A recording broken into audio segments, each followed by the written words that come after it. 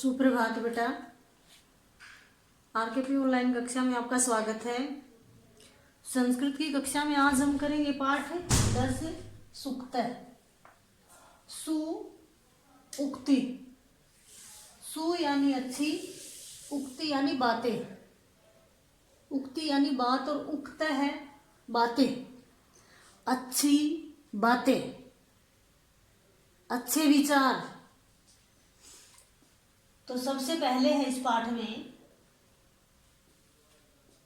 एक एक लाइन की उक्तियां दी गई हैं जो बहुत अच्छी बातें हैं, जो हमारे दैनिक जीवन में उपयोगी हो सकती हैं अगर हम लेकर उनको आना चाहें तो। जननी जन्म भूमिश्च स्वर्गादपि गरीयसी।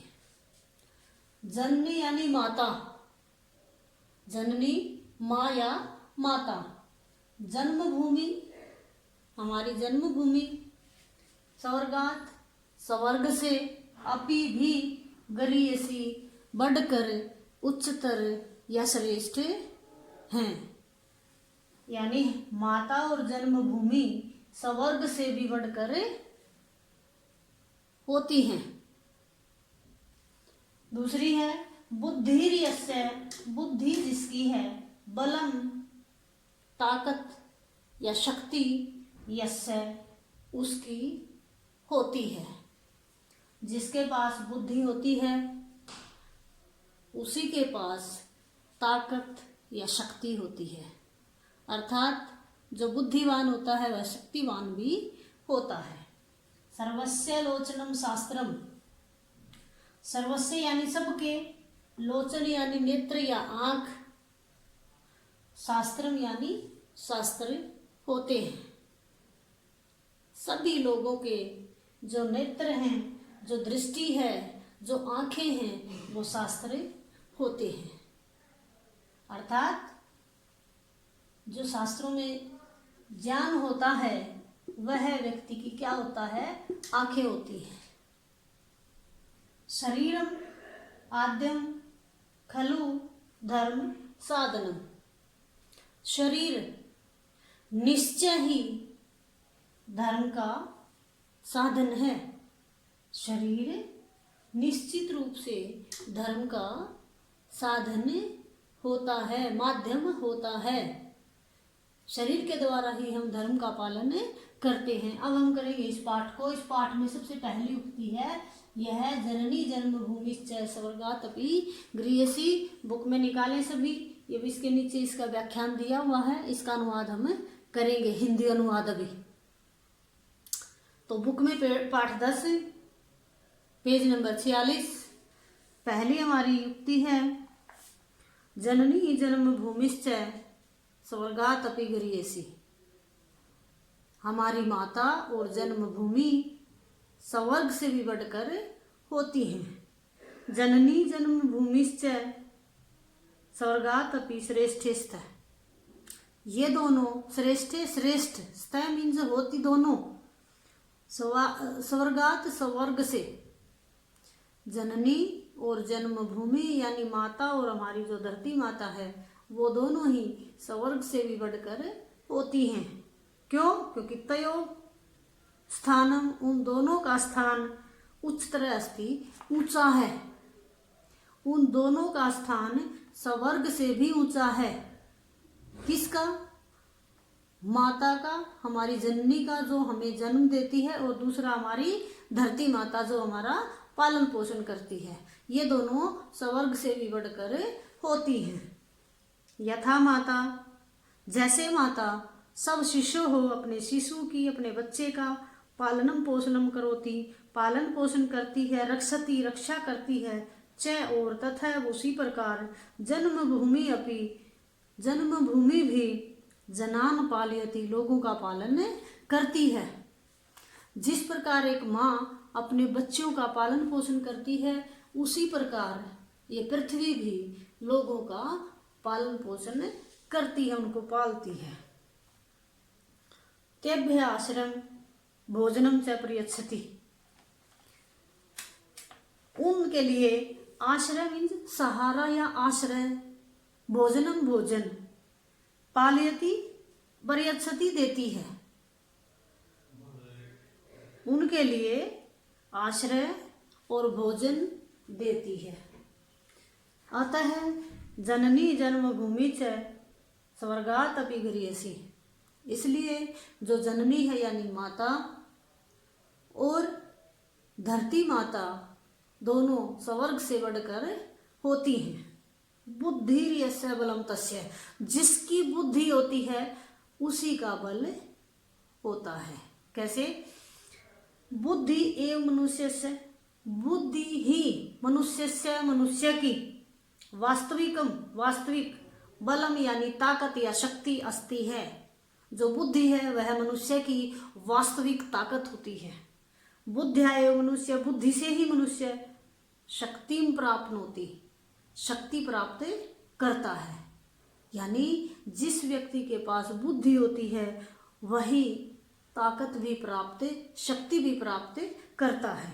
अतः इसलिए यह बुद्धिमान है, यह जो बुद्धिमान है, बुद्धिमान अस्ति है, स वह एव ही वस्तुतः है, निश्चित रूप से शक्ति युक्त है, शक्तिवान अस्ति है। इसलिए जो बुद्धिमान है वह शक्तिशाली भी है। फिर से देखिए, बुद्धि यस्य बलम तस्य, जिसकी बुद्धि है बल भी उसी का होता है, क्योंकि बुद्धि ही मनुष्य का बल या ताकत है। जिसके पास बुद्धि होती है उसी के पास शक्ति होती है। इसलिए कहा है कि बुद्धिमान ही शक्ति वाला भी, ताकत वाला भी होता है। आगे है इसी पेज पर तीसरी उक्ति कि सर्वस्य लोचनम शास्त्रम, सर्वस्य लोचनम शास्त्रम, सबकी आंखें शास्त्र हैं। सबकी आंखें क्या हैं? शास्त्र हैं। शास्त्राणाम ज्ञानमेव मनुष्य से, शास्त्रों का ज्ञान ही मनुष्य का वास्तविक नेत्रम अस्ति, वास्तविक आंखें होती हैं। यानी जो व्यक्ति शास्त्रों का ज्ञान प्राप्त कर लेता है वह ज्ञान ही उसकी आंखें या लोचन होती हैं। ज्ञान शक्त्या, ज्ञान की शक्ति से एव ही मानवस्य, मनुष्य के कार्याणि सिद्ध्यन्ति, कार्य सिद्ध होते हैं। यानी उस ज्ञान के द्वारा ही मनुष्य के सभी कार्य सिद्ध होते हैं, अर्थात वह उस ज्ञान के द्वारा ही सभी कार्यों को करता है। अतः शास्त्राणाम ज्ञानम, इसलिए शास्त्रों का ज्ञान प्राप्त करने के लिए सदैव हमेशा तत्परः तैयार भवेयु होना चाहिए। इसलिए हमें शास्त्रों का हमेशा ही ज्ञान प्राप्त करने के लिए तैयार रहना चाहिए। आगे है हमारी चौथी है उक्ति, शरीरम माध्यम खलु धर्म साधन, शरीर ही निश्चित रूप से धर्म का साधन है। यानी हमारा जो शरीर है वह ही सब कुछ करता है, उसी से हम धर्म का पालन कर सकते हैं। कैसे? वयम सर्वाणी, वयम यानी हम सब, सर्वाणी हम सब, कार्याणि कार्यों को, शरीरेण शरीर से, एव ही कुर्मः करते हैं। हम सब कार्यों को अपने शरीर से ही करते हैं।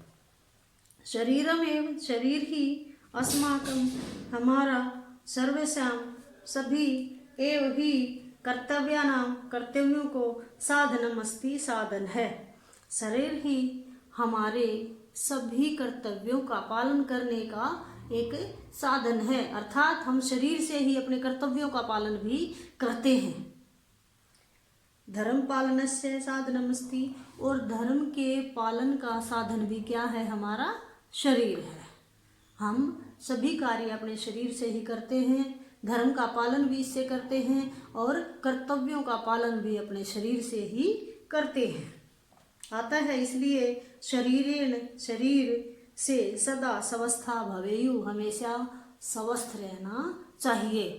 अर्थात हमें हमेशा अपना स्वयं का ध्यान रखना चाहिए ताकि हम स्वस्थ रहें और अपने सभी कार्यों को हम सुचारू रूप से कर सकें। सबसे पहले हमें अपने शरीर का ध्यान रखना चाहिए, उसके बाद ही हम अन्य कार्यों को कर सकते हैं, उससे धर्म का पालन कर सकते हैं, कर्तव्यों का पालन कर सकते हैं, समाज की सेवा कर सकते हैं, कुछ भी हम अपने शरीर से कर सकते हैं। इसलिए हमें अपने शरीर को हमेशा स्वस्थ रखना चाहिए। इस प्रकार से ये 4 उक्ति हुई हैं। जननी माता और हमारी जो जन्मभूमि है वह स्वर्ग से भी बढ़कर होती है। क्यों? क्योंकि ये दोनों हमारा क्या करती हैं? पालन पोषण करती हैं, हमें जीवन देती हैं। इसलिए हमें ये दोनों हमारे लिए पूजनीय होती हैं। दूसरा है बुद्धि यस्य बलम तस्य, जिसके पास बुद्धि होती है उसी के पास ताकत होती है। आगे है सर्वस्य लोचनम शास्त्रम, सभी की आंखें शास्त्र अर्थात ज्ञान ही होती हैं। जो व्यक्ति ज्ञान प्राप्त कर लेता है वह अच्छी प्रकार से सही और गलत को देख सकता है और समाज के लिए अच्छा कुछ कर सकता है। शरीर मात्र और हमारा शरीर हमारा धर्म का साधन है। अपने शरीर के द्वारा हम सभी कार्य कर सकते हैं। हम सभी कर्तव्यों का पालन भी अपने शरीर से कर सकते हैं।